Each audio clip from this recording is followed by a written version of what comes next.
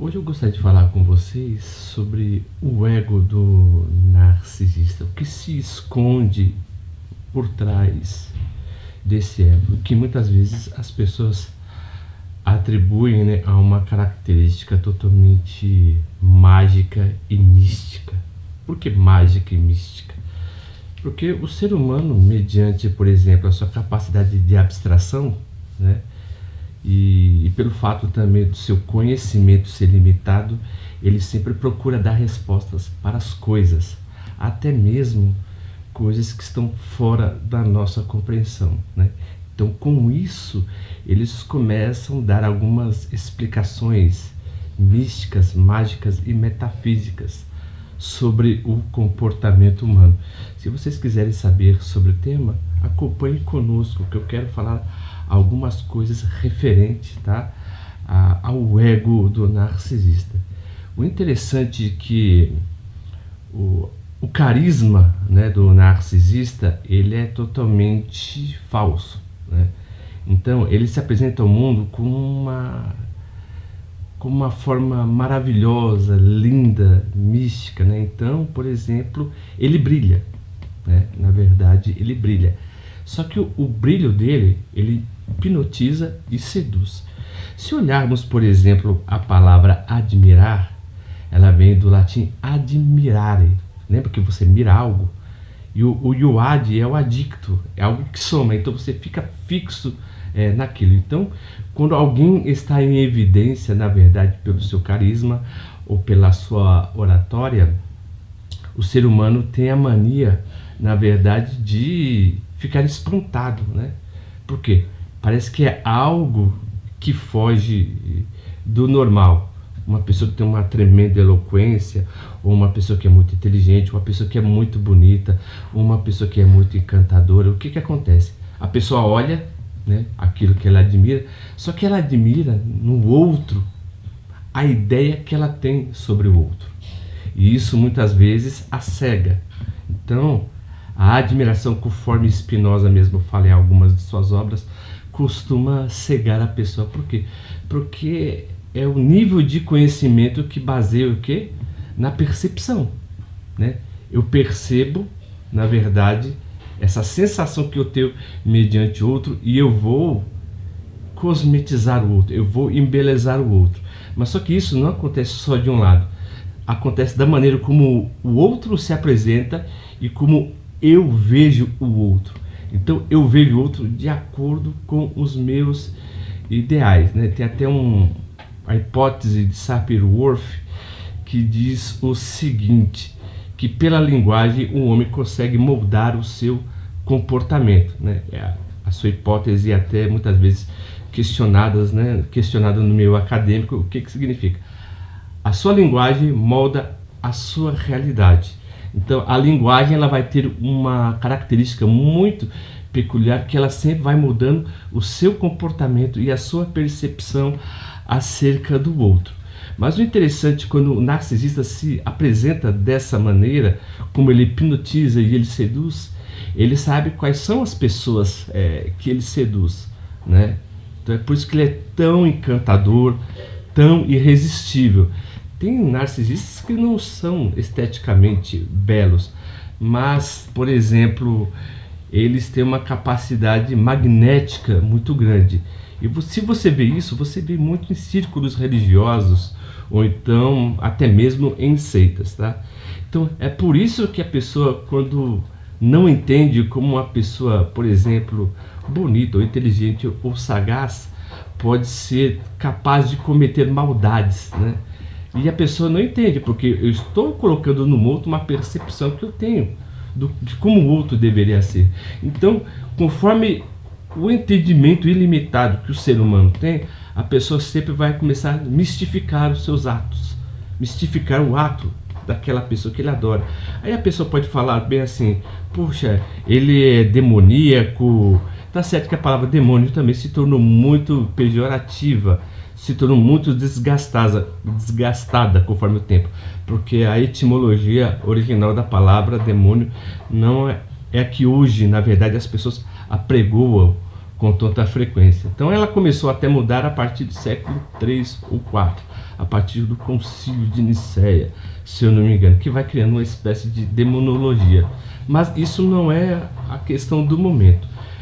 O interessante é que quando você se relaciona com uma pessoa que é narcisista, ela vai quebrando, na verdade, seus espelhos. Ela quebra o seu espelho, ela vai quebrando a percepção que ele tem dele e ele vai destruindo a autopercepção que ele tem acerca de si. Por quê? Porque ele não consegue, por exemplo, mascarar aquilo que ele é durante muito tempo. Então, ele é como um espelho quebrado. A sua imagem sempre é fragmentada em vários pedaços. Por exemplo, quando ele procura uma pessoa, ele procura uma pessoa de acordo com o seu imaginário, de acordo com o seu ideal. Então ele queria uma pessoa, por exemplo, que faz um sexo de uma determinada maneira, o outro beija de uma determinada maneira, uma outra pessoa dá atenção, né, na verdade, de uma determinada maneira. Então é como se ele estivesse, na verdade, procurando a sua cara metade, sabe? Assim, de uma maneira muito mais superficial de se dizer. Por quê? Ele é um ser totalmente vazio de self, carente de self. Então ele sempre procura se idealizar no outro, só que ele nunca consegue. Então é por isso que, na verdade, ele sempre descarta suas vítimas e vai em outra pessoa, porque ele procura uma parte de si da qual nunca vai encontrar. Isso eu digo, por exemplo, no campo comportamental, tá? Não baseando na neurociência a princípio, porque a neurociência já abrange um aspecto muito mais neurológico, neuroquímico, que foge, por exemplo, dessa capacidade, tá? De uma pessoa sempre procurar a sua cara metade. Interessante que você vê isso, na verdade, quase todos os dias. Todo mundo tem a imagem de alguém idealizado e procura no outro, né? Procura no outro o quê? Algo que falta em si. É uma carência, é uma atenção, é sexo, sabe? Então, as pessoas são uma espécie de espelhos quebrados, sabe? Da qual que ela quer olhar a si mesma no outro, né? Aí isso entra muitas vezes a mitologia de Platão, né? Que você vê em alguma das suas obras que ele fala sobre o conceito de alma gêmea, tá? Então, mas quando você usa o narcisista, me perdoe, usa a pessoa, ele procura unir esses pedaços de forma psicopática. O que é? Ele tem um ideal, né? Por exemplo, uma pessoa foi bom com ele de uma determinada maneira e a outra não vai suprir a sua necessidade. Então ele quer que uma pessoa age do jeito da outra que ele idealizou. Então a segunda vítima, ele quer que a segunda vítima, né, seja igual à primeira vítima. Ele quer que a terceira vítima seja igual, porque essas pessoas completaram ele de uma determinada maneira, mas só que ele fica tão saturado, na verdade, que ele sempre procura algo que está nele, fora dele, tá? Mas temos que verificar que o narcisista, ele é vazio de self, ele é carente de self, tá? Então é por isso que ele faz isso. Outra coisa também que devemos verificar, que ele sempre manipula as pessoas com encantamentos e elogios, né? Onde ele é o autor principal, né? Então ele sempre vai utilizar as vítimas para drenar as suas forças. O que é isso? Por exemplo, é como se você estivesse num salão cheio de espelho, né? E dançando com uma pessoa. Ele é como se fosse um vampiro. A imagem dele não está lá. Ele não está lá. O narcisista, quando ele está com você, ele nunca está com você. Ele está em outro lugar, como se fosse idealizado. Então ele quer estar com outra pessoa. Mas só quando ele quer estar, é de acordo com a sua sensação de completude. Então o narcisista nunca está lá. Se vocês assistirem o filme Psicopata Americano, do Christian Bale, né, bem no começo, ele fala praticamente... Ele tem praticamente a mesma visão, porque o narcisista nunca está lá. Você sempre está sozinho. Ele é um espelho, de acordo com a lenda, né, dos vampiros, que ele não reflete a sua própria imagem, tá? Então, por exemplo, ele sempre tenta conquistar uma pessoa, na verdade, mas com a intenção de drenar a energia dela, tá? E depois a descartar. Ele é uma espécie de vampiro ou um parasita. O interessante também é que eles são indiferentes. Se você olhar a história de vampiros, essas coisas, né, que eu até gosto, né, que é interessante você ver a história de Drácula, assim, essas coisas. O Drácula, ele é uma pessoa estritamente fria, ele é estritamente racional, né? Interessante que ele é uma manifestação do espírito do iluminismo, né? Interessante que quando, né, Bram Stoker vai fazendo a obra, vai desenhando o personagem Drácula, ele faz até uma crítica nisso, né? Porque as pessoas naquela época tinham o espírito totalmente reprimido, né? Tinha vontade de fazer as coisas e não.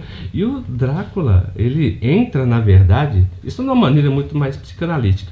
Ele entra, por exemplo, na vida dessas pessoas e as pessoas se entregam. Então, você vê que as pessoas não são tão coerentes conforme acredita. Então, é interessante que o narcisista, ele é indiferente ao seu sentimento alheio.